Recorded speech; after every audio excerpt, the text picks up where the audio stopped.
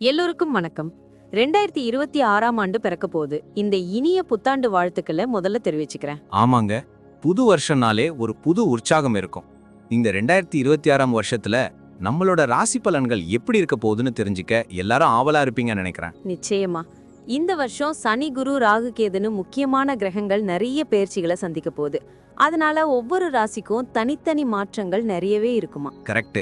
வேலை, குடும்பம், படிப்பு, கல்யாணம், பிசினஸ், ஆரோக்கியம்னு நம்ம வாழ்க்கையோட எல்லா துறைகள்லயும் புது ஆரம்பங்கள், சவால்கள், நல்ல வாய்ப்புகள்னு நிறைய விஷயங்கள் நடக்க போகுது. ஆமாங்க, ஒவ்வொரு ராசிக்கும் இந்த வருஷம் எதிர்பாராத திருப்பங்களையும் வளர்ச்சிக்கு தேவையான வாய்ப்புகளையும் கொடுக்கும்னு சொல்றாங்க. அதனால நம்ம ராசிக்கு இந்த வருஷத்தோட ஆரம்ப காலகட்டம் எப்படி இருக்கும்னு நல்லா தெரிஞ்சுக்கிட்டு முன்னெச்சரிக்கையா செயல்படுறது ரொம்ப முக்கியம். கிரக நிலைகள் நம்ம வாழ்க்கையை எப்படி பாதிக்க போகுதுன்னு தெரிஞ்சுக்கிட்டு அதுக்கேத்த பரிகாரங்களையும் வழிபாடுகளையும் செஞ்சு இந்த புத்தாண்டை வெற்றிகரமா மாத்திக்கலாம். சரிங்க, இப்போ 12 ராசிக்காரங்களுக்கும் என்னென்ன தனித்துவமான பலன்கள் இருக்குன்னு நாம இந்த பதிவுல விரிவா பார்க்கலாம். இந்த வீடியோவை பார்க்கறதுக்கு முன்னாடி நம்ம சேனலை சப்ஸ்கிரைப் பண்ணாதவங்க உடனே சப்ஸ்கிரைப் பண்ணிக்கோங்க. மறக்காம பெல் பட்டனையும் கிளிக் பண்ணி வச்சுக்கோங்க. அப்பதான் நாங்க போடுற ஒவ்வொரு வீடியோவும் உங்களுக்கு நோட்டிபிகேஷனா உடனுக்குடன் வரும். சரிங்க, வாங்க இப்போ ராசி பலன்களை விரிவா பார்க்கலாம். 2026 துலாம் ராசிக்காரங்களுக்கு எப்படி இருக்க போகுதுன்னு தெரியுமா? ஆமா, ஒரு கலவையான ஆண்டுன்னு சொல்றாங்க.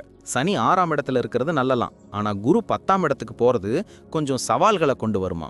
அப்படியா? ராகு, கேது எல்லாம் எங்க இருக்காங்க? ராகு 5ஆம் இடத்துல, கேது 11ஆம் இடத்துல இருக்காங்களாம். இது எதிர்பாராத திருப்பங்களை உருவாக்குமா.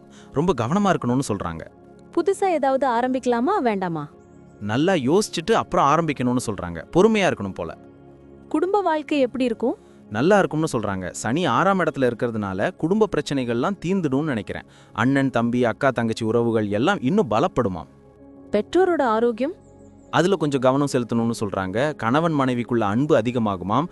நல்ல விஷயங்கள் வீட்டில் நடக்கும்னு சொல்றாங்க. குழந்தைகளோட நேரம் செலவிடுறது மனசுக்கு நிம்மதியை கொடுக்குமாம். தொழில் வியாபாரம் பத்தி என்ன சொல்றாங்க?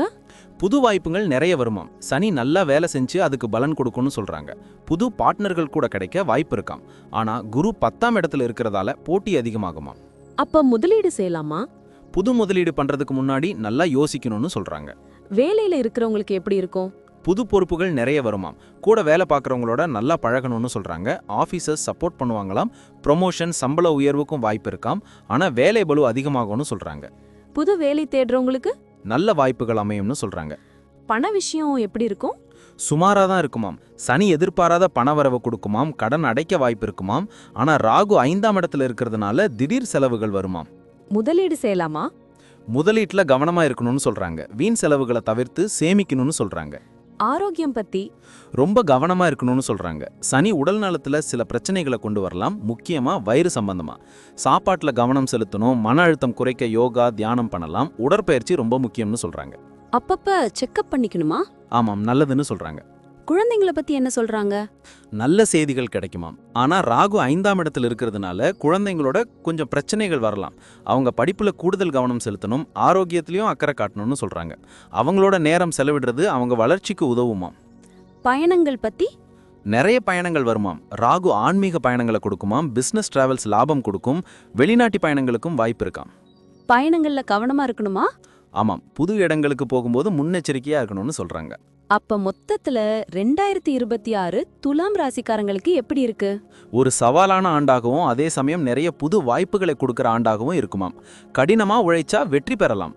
கடவுள் பக்தி மனசுக்கு நிம்மதியை கொடுக்கும்னு சொல்றாங்க. சவால்களை தைரியமா எதிர்கொள்ளணும். வாழ்க்கையில ஒரு புது அத்தியாயம் ஆரம்பிக்குமாம். இதெல்லாம் கேட்டா ரொம்ப சுவாரஸ்யமா இருக்கு இல்லையா? நன்றி. இப்ப நான் சொன்ன அனைத்து விஷயங்களும் பொது பலன் மட்டுமே. உங்களுடைய தனிப்பட்ட ஜாதகத்தை பொறுத்து சில மாற்றங்கள் இருக்கலாம். இருந்தாலும் பெரும்பாலும் நான் சொல்றது உங்க வாழ்க்கையில நடக்கும்.